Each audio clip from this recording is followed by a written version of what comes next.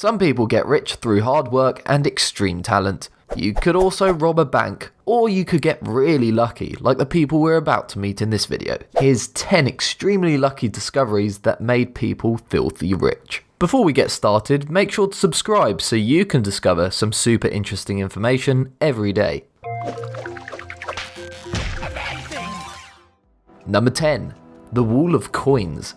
In Willy Wonka's chocolate factory, the walls are made of candy. In this house in Windber, Pennsylvania, the walls were made of money. It had been abandoned for 20 years when the children of the couple that had lived there decided to take a friend to go see what was inside. Within minutes of entering the house, they found a small pile of coins on the floor by a wall. As they explored further, they found a hole in the wall. Recalling a distant childhood rumor about their parents storing loose change in the wall, they opened up the wall. An unbelievable number of coins flowed out of the wall, like a waterfall of cash. Once they counted all the coins, it added up to $8,500. However, because many of the coins were rare collector's items, minted between 1793 and 1857, the real value of their haul was around 200,000 US dollars. Who needs a bank when you've got a money wall? Number 9. Things dug up in Australia. If you're watching in Australia, it may be worth investing in a metal detector and a shovel, because you can find some seriously valuable stuff underground down under. An anonymous prospector was playing with his metal detector in Ballarat, Victoria, when the alarm sounded. He dug through 23 inches of dirt until he saw the unmistakable glint of gold. As he dug, the nugget of gold got bigger and bigger. It turned out that our man had found a giant nugget weighing 12 pounds. With a value of around $300,000. The strange thing is, this area had been explored many times before. This record-breaking nugget would have been missed by hundreds of other prospectors. Australia was also home to the Royal One opal. It was found by an Australian miner called Bobby, who, similar to Danny Glover in Lethal Weapon, was one day away from retirement when he found it. He found it under a foot of dirt at the bottom of the same mine where he had worked for his whole career. Its estimated worth is around $750,000. I'm sure Bobby enjoyed his retirement after that. Number 8. The Third Imperial Egg. An anonymous man in the Midwest of the US was scraping a modest living by buying metal objects and selling them for scrap. For $14,000, he purchased a golden orb decorated with gems, hoping to make a $500 profit when he sold it on. However, he decided to get it professionally appraised first. It turned out this lump of unwanted metal was actually the Third Imperial Egg, one of the 50 original Russian Fabergé eggs. Only 42 of them were believed to have survived the Bolshevik Revolution, and this one was thought to have been destroyed. Our man sold it to an art collector for a staggering $33 million. That's a lot more than the $500 he thought he was going to make. Spare a thought for the guy who sold it to him for $14,000 though. That's got to hurt. The moral of this story is always know what you're dealing with.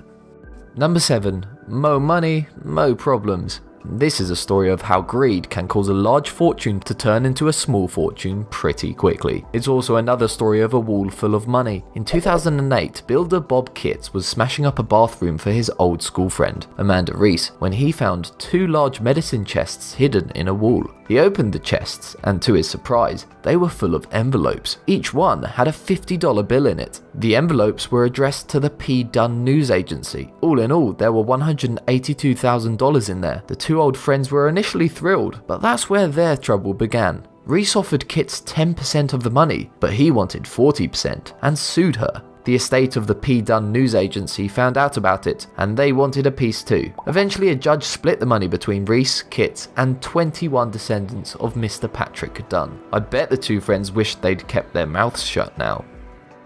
Number 6. 1974 D. Penny.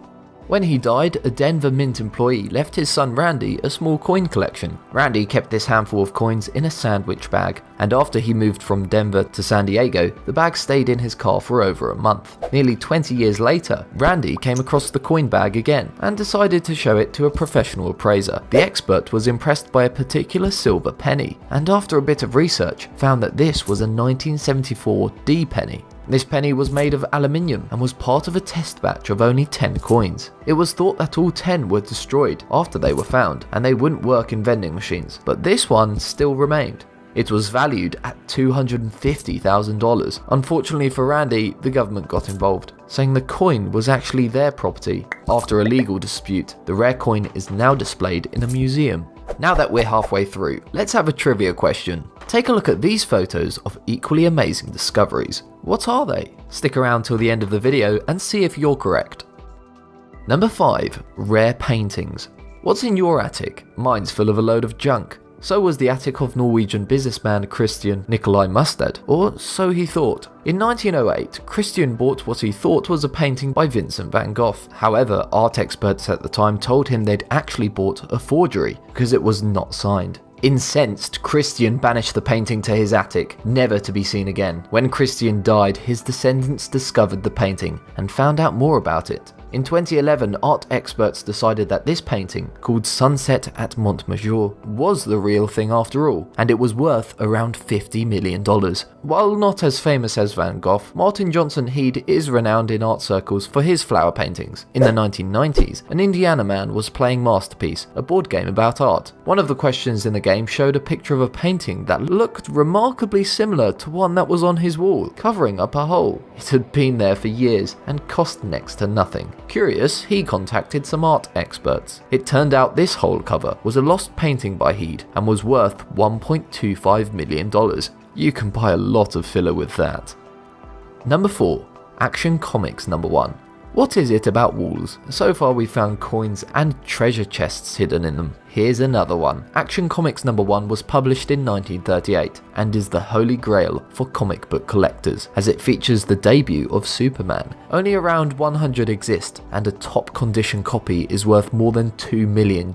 David Gonzalez from Minnesota bought an old house for $10,000 with a view of renovating it, selling it, and making a bit of cash. While he was smashing down one of the walls, he came across a dusty old comic hidden in the wall insulation. Of course, it was Action Comics number 1. It wasn't in great condition, and David actually tore the cover during an argument with his wife's aunt a few days after finding it. David put the comic up for auction, eventually landing $175,000 for it. Not a bad profit on a $10,000 investment.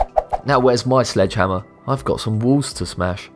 Number 3. A hoard, not a hammer. You know what it's like when you can't find something. Annoying, isn't it? In 1992, when Peter Watling, a farmer in Suffolk, England, lost his hammer, he asked a friend, Eric Laws, who had a metal detector, to help him find it. Eric was scanning one of his friend's fields when the detector alarm sounded. It wasn't his hammer though, it was a small silver coin. Intrigued, Eric dug some more. He found a gold necklace and enough coins to fill 2 shopping bags. He called the archaeologists in after that. The Hoxton Hoard, as it became known, was a massive deposit of Roman riches, valued at around $15 million.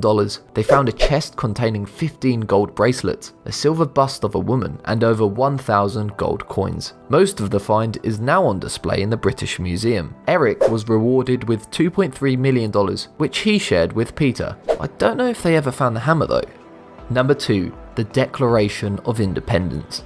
A man in Pennsylvania bought a painting at a garage sale for $4. He hated the painting, but liked the frame, so removed the picture to put a new one inside. However, under the painting was an old document. This turned out to be a mint condition copy of the Declaration of Independence from 1776. One of only 25 that were made at the time. He sold it for $2.4 million. The same document sold again in 2000 for over $8 million. It's not such a rare story though. Michael Sparks from Nashville purchased a yellow copy of the Declaration from a thrift shop, and because he liked the look of it, he paid $2.48. Intrigued by his purchase, he decided to get it looked at by an expert. It turned out Michael had bought a lost 1820 copy of the Declaration commissioned by John Quincy Adams, one of only 36 existing copies. When he sold it, Michael netted just under $500,000. Before I reveal the most amazing example, I'd like to remind you to subscribe to this channel. We upload amazing fact-filled videos every day, so don't miss out on learning some amazing new information. Also, make sure to hit that bell icon to be part of the notification squad. Number 1. Coke shares. Do you ever go to garage sales? After you hear this story, you might want to go more often. In 2008, California man Tony Moron paid $5 for a box stuffed with random documents. When he sorted through the papers, he found a stock certificate for 1,625 shares in the Palmer Oil Company, issued in 1924. Since the certificate was issued, Palmer merged with another company, who had merged and merged again, until they were bought by the Coca-Cola Company. Tony's lawyers told him he now had 1.8 million shares in Coke, worth around $130 million. This would make Tony the largest non-institutional shareholder in Coca-Cola. Coke obviously was not too pleased. They dismissed Tony's demands, calling them absurd, and called in the lawyers. Unfortunately, Tony never got to live his dream of running Coca-Cola when he died in 2010. His family carried on the case, but were unsuccessful. Apparently, Tony's share certificate was not the real thing. Now back to those vibrant orange organ-looking alien stone creatures. What are they, and why are they relevant to this video? Well, these are known as Payura chiliensis, a sort of living rock. They're filter-feeding sea creatures that live on the rocky coasts of Chile and Peru. Of course, their meat is a delicacy, as locals eat them raw or cooked with salad, because apparently they're delicious. Interestingly, they're born male before developing female organs, which means they can breed with themselves. So why are they in this video? Well, if you happen to come across a colony and realise they're more than just simple beach rocks, then you've won a mini lottery. Specimens are expensive and can reach hundreds of dollars at high-end restaurants. However, be aware not to eat too much of it, because their meat contains an abnormally high concentration of vanadium, which it filters from surrounding seawater and can be harmful to humans if we eat too much of it. Have you ever found anything valuable at a garage sale or hidden in a wall? Let me know in the comment section down below. Thanks for watching.